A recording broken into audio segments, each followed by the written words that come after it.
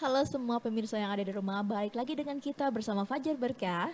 Pasti Pasti berkah. berkah. Mari kita lanjut pertanyaan Yuda yang tadi yang Oke, belum yang sampai sempat kebahas ketinggalan ya. ya, karena ada yang Iya, lewat dulu nih, jadi karena ada yang saya lewat ulang kembali dulu. pertanyaannya Pak Ustadz. Ya, Iya. Misalnya ada seseorang yang memang dia itu sudah mengetahui bahwa dirinya itu terindikasi ada gangguan sihir atau jini Pak mm-mm. Ustadz. Lalu dia terus berikhtiar, dia melakukan segala cara agar terhindar ataupun terlepas dari gangguan jin. Tetapi semakin dia berikhtiar, syaitan itu semakin suka, semakin mengganggu Pak Ustadz. Itu gimana Pak Ustadz? Ya. Jadi memang ketika orang terkena gangguan jin kemudian dia berikhtiar, jin itu kan nggak begitu saja mau keluar. Sama lah seperti kita misalkan tinggal di rumah kemudian tiba-tiba ada orang yang mengusir kita dari rumah. Tentu Betul kita Pak akan Ustadz. mempertahankan gitu ya. Begitu juga jin yang kemudian dia sudah merasa nyaman di dalam tubuh manusia, kemudian ada yang kemudian mengusir mereka dengan cara-cara ruqyah syariah ya. Maka itu mereka akan bertahan, mereka akan memperjuangkan, bahkan kalaupun mati mereka siap untuk mati kan gitu. Betul Pak Ustadz. Maka sangat wajar sekali ketika adanya proses ruqyah syariah, maka syaitan itu akan kembali lebih intens, lebih menguatkan gangguannya lagi, sehingga Betul. kemudian yang terjadi adalah gangguan itu semakin parah, semakin kuat, tapi itu hanya di awal-awal saja. Kalau diteruskan, maka insya Allah pengaruh gangguan itu akan semakin melemah dan dengan izin Allah Subhanahu Wa Taala akan hilang dengan izin Allah, seperti itu. Masya Makanya Allah. perlunya istiqomah Perlunya dan jangan istiqomah. pernah berhenti Mm-mm. untuk ikhtiar. Yakinlah bahwa suatu hari Allah Subhanahu Wa Taala akan memberikan kita kemenangan atas gangguan-gangguan yang terjadi pada diri kita tadi. Nah, Oke, seperti itu betul. nih Teh Iya. Sukma. Nih, Pak Ustadz, aku mau nanya lagi Pak Ustadz.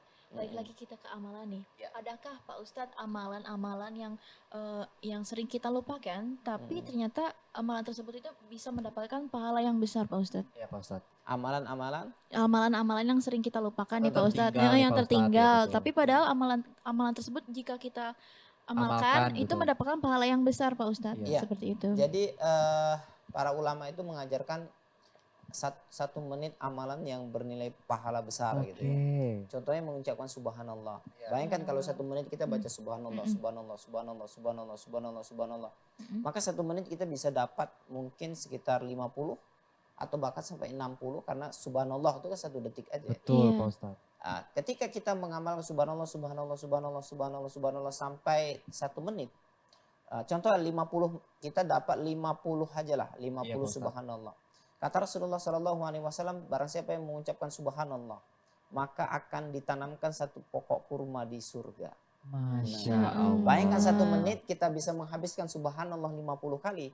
Berarti kita mendapatkan 50 pohon kurma Masya di surga. Allah. Bisa jadi Jadi, petani kurma iya. ya di Itu surga kan nanti. amalan yang kecil tapi bernilai besar di Iya, sisi Allah Betul, Subhanahu Pak wa taala. Ustadz, ya. Makanya jangan habiskan waktu kita untuk hal-hal yang sia-sia. Iya Kalau betul. kemudian kita di depan handphone main gadget itu bisa sampai berjam-jam. Betul. Kenapa kita 1 menit saja meluangkan waktu untuk mengucapkan subhanallah nggak mau? Betul, Padahal Pak itu Ustadz. merupakan amalan yang sangat besar sekali gitu ya. Iya Pak Ustadz. Kemudian ada amalan yang begitu besar yang kalau kita amalkan maka kita akan menjadi orang yang kaya raya gitu ya. Betul.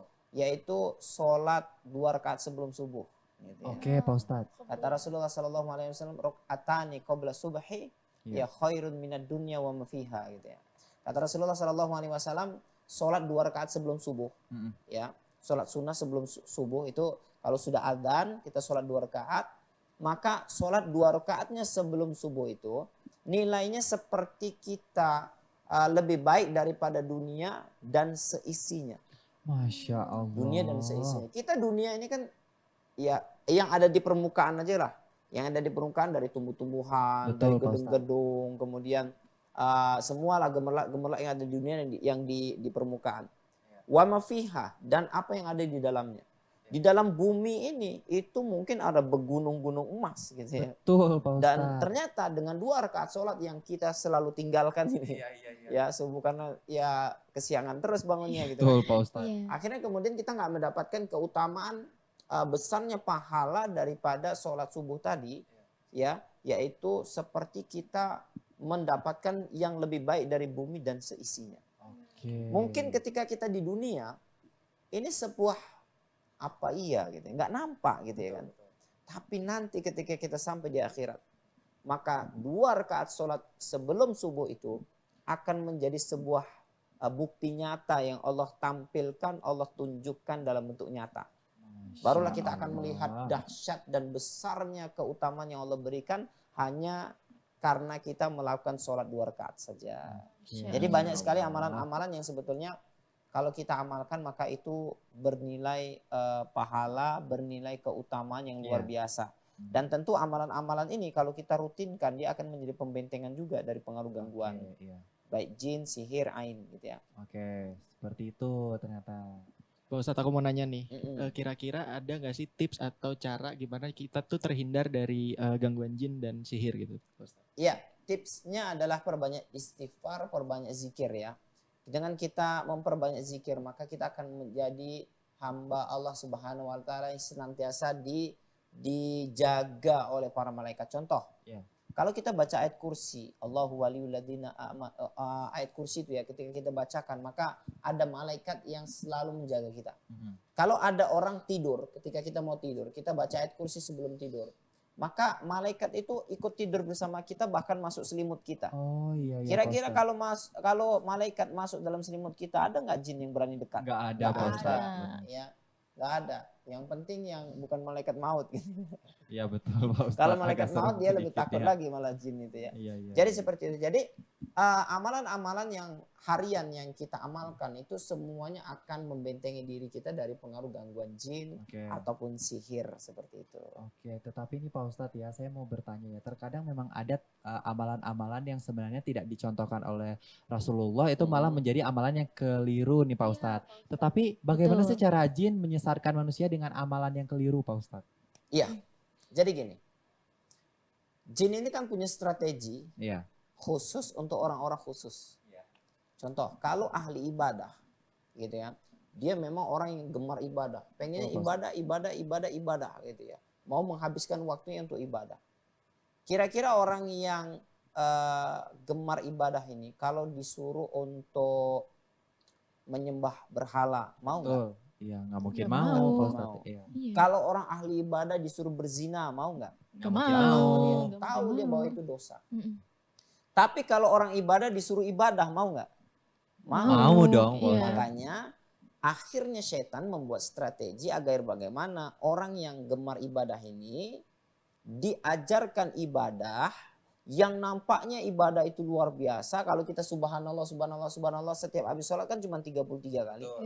Maka setan membuat sebuah amalan bukan hanya 33 kali tapi 200.000 kali gitu. Waduh, banyak. Jadi nampaknya banyak sehingga kemudian dia mengatakan ini adalah amalan level paling tinggi. Betul. Dimana ketika kita mengamalkannya maka insya Allah kita setengah dewa. Iya betul Ustaz. Setengah sudah seperti kekasih Allah, ya waliullah gitu kan. Sehingga kemudian orang yang gemar ibadah ini itu makanya harusnya orang yang ahli ibadah dia harus mengiringi dirinya dengan ilmu. Sehingga kemudian dia tidak terjebak dengan sebuah amalan-amalan yang keliru, yang dianggap baik, dianggap benar tapi sebetulnya tidak ada contoh. Sehingga kemudian bukan mendapatkan keutamaan dari Allah tapi justru mendatangkan setan gitu ya. Betul. Makanya betul, akhirnya strategi iblis ini sudah betul-betul berhasil. Banyak sekali di dunia ini orang-orang yang mengamalkan amalan-amalan yang nampaknya hebat, nampaknya kuat, nampaknya luar biasa. Tapi sebetulnya tidak pernah ada contoh dari Rasulullah SAW. Iya, Pak Ustadz. Apakah dia mendapatkan pahala? Tidak. Dia tidak mendapatkan apapun. Jadi itu adalah satu amalan yang nanti di akhirat seperti debu yang dihembus angin. Iya, betul. Debu di atas batu yang dihembus angin. Apa yang terjadi? Hilang Pak Ustadz. Hilang habis. Iya, betul. Nampak banyak tapi nggak ada catatan apapun di sisi Allah Subhanahu wa taala. Makanya dalam Islam itu nggak apa-apa kita beramal kecil, beramal sedikit tapi sesuai dengan apa yang diajarkan oleh Rasulullah sallallahu alaihi wasallam. Kalau dalam Islam itu nggak pernah dipaksakan dalam melakukan ibadah, tidak pernah dipaksakan dalam melakukan apapun gitu ya. Nah, semuanya dilakukan secara pertengahan. Ya, tidak terlalu memaksakan diri. Seperti itu. Nah begitu tuh ternyata pemirsa yang ada di rumah. Dan tentunya nih Pak Ustadz ya, pastinya pemirsa yang di rumah nih bertanya-tanya nih Pak Ustadz, cara kita untuk menghindari ataupun mencegah dari gangguan jin itu adalah ruqyah nih Pak Ustadz. Itu apa benar nih Pak Ustadz? Iya, jadi untuk menghilangkan gangguan yang ada dalam tubuh kita adalah dengan kita melakukan ruqyah. Jadi ruqyah ini adalah pengobatan, bukan lagi mencegah. Kalau mencegah tadi adalah dengan zikir-zikir, dengan amalan-amalan.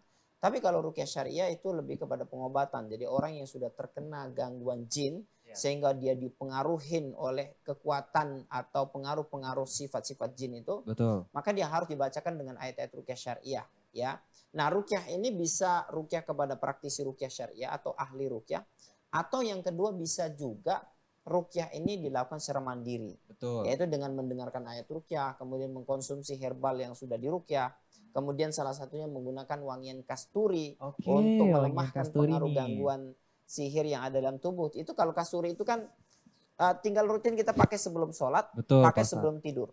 Kalau kita pakai sebelum sholat, insya Allah akan membuat kita lebih khusyuk dalam melakukan ibadah sholat. Kalau kita pakai sebelum tidur, maka insya Allah akan membuat kita lebih nyenyak tidurnya gitu. Oke, gitu nih Teh Sukma nih. Iya ya Pak Ustadz, kalau boleh tahu nih gimana, adakah produk-produk herbal yang dapat membantu proses ruqyah Pak Ustadz? Iya. Ya tadi saya sudah sampaikan bahwa ada beberapa yang biasanya direkomendasikan untuk terapi orang-orang terkena gangguan jin. Karena orang terkena gangguan jin dan sihir itu biasanya selalu gelisah, selalu was-was, selalu ketakutan. Maka disarankan dia rutin menggunakan minyak wangi kasturi yang sudah dibacakan dengan ayat ruqyah. Karena wangian kasturi kata Rasulullah merupakan wangian sebaik-baik wangian. Dan para ulama mengatakan wangian kasturi itu disukai malaikat dan dibenci oleh kalangan jin. Waduh, ternyata seperti itu. Nah nih pemirsa tadi udah diberitahukan oleh Pak Ustadz nih bahwa banyak sekali manfaat yang bisa kita dapatkan dari produk-produk seperti minyak kasturi tadi yang ternyata disukai malaikat dan dijauhi jin, dibenci jin ya. Tetapi ini tentu saja pemirsa yang di rumah pengen tahu nih kira-kira mau pesan di mana ya ini Teh Sukma. Tentu saja pemirsa yang ada di rumah bisa langsung menghubungi 0895 4234 61402. Jangan sampai ketinggalan karena ini tuh sangat bermanfaat dan insya Allah bisa membantu kita agar terhindar dari gangguan jin. Tapi kayaknya nih kita pemirsa yang ada di rumah nih kayaknya pengen tahu lebih lanjut nih soal produk-produk yang ada di sini. Tadi kan kita udah dibahas nih soal ada produk yang dari minyak kasturi dan juga banyak produk-produk lainnya dan insya Allah bisa membantu nih. Dan tentu saja ya pemirsa yang ada di rumah, kita nih masih membahas seputar amalan-amalan yang bisa menghindari kita dari gangguan jin dan sihir. Tetapi tentu saja setelah yang satu ini Pak Ustadz nih akan membacakan doa nih Teh Sukma. Doa dan bersama pemirsa ya. yang ada di rumah bisa menyiapkan 1 buah galon dan minyak wangi kasturi. Tetapi kalau misalnya belum punya gimana Teh Sukma? Harus menghubungi kemana Harus nih? menghubungi kemana nih kalau misalnya kita mau membeli minyak kasturi ini? Tentu saja pemirsa yang ada di rumah diingatkan sekali lagi bisa langsung kontak ke nomor 0895 4234 61402. Pemirsa yang ada di rumah, jangan kemana-mana dan tetap bersama kami bersama Fajar Berkah. Pasti berkah.